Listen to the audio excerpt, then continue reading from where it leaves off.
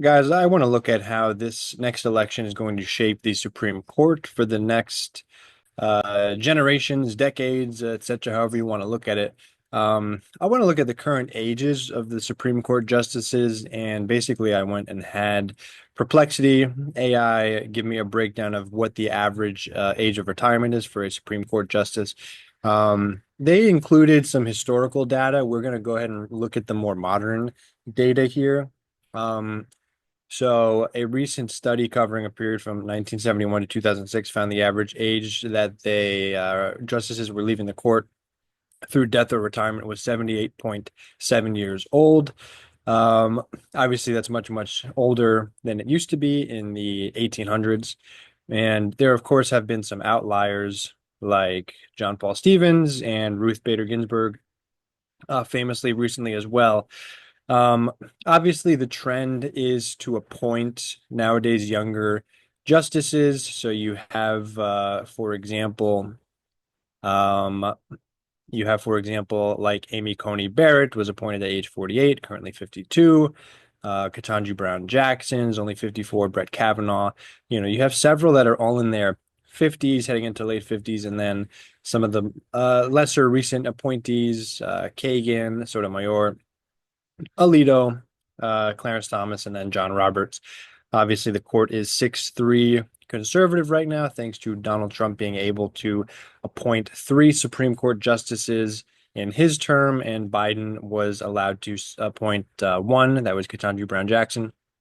Um, so, using that estimation, we can basically look at the Supreme Court right now, and if we assume that people are retiring and or dying at around 78, 79 years old, then that is going to put Clarence Thomas definitely within that potential range of retirement, as well as Samuel Alito getting into that range as well. Um, so, guys, what that means is if Kamala Harris is able to win this election and give potentially, obviously 4 years, if not 8 years of control and the ability to appoint Supreme Court justices, the court is 6-3 conservative to Democrat right now.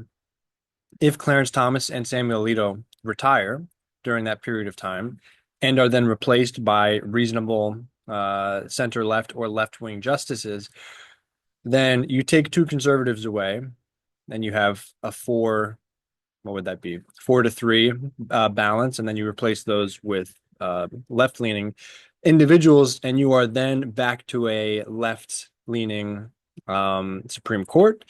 The nightmare of this 6-3 rule, where you have things like Roe versus Wade overturned and numerous other really unfortunate rulings that are really strengthening corporate control and right-wing Christian conservatism, then you could see those things reduced and a balance restored, and actually really just the way that the country should be. Most of the country is left-leaning, um, or center left leaning. So that would be makes sense to have a Supreme Court that represented the American people, don't you think?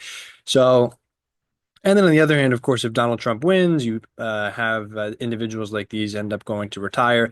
They get replaced with conservatives or people that are. It's hard to get more conservative than Clarence Thomas and Samuel Alito, to be honest. But then, yeah, the court would say essentially the same. You would have a 6-3 conservative split, and then that would be no good if you are on the progressive left. So, absolutely pivotal. You have definitely two people, if not potentially Sotomayor, getting into that 70-year-old, but she is, seeming to be a healthy individual, and not particularly worried about her. And then you have the younger cohort holding up the ranks at the bottom there. So really looking at Clarence Thomas and Samuel Alito. Roberts also heading into the 70s there, but not getting close enough to that average date of retirement. So again, it is just an average. They could go sooner, they could go later, but that is pretty much the idea. So, besides everything else that is absolutely pivotal and important, the Supreme Court is on the table once again, and it is absolutely pivotal to go out and vote. And yeah, I'll just leave it at that. Let me know what you guys think, and I'll see you guys in the next one.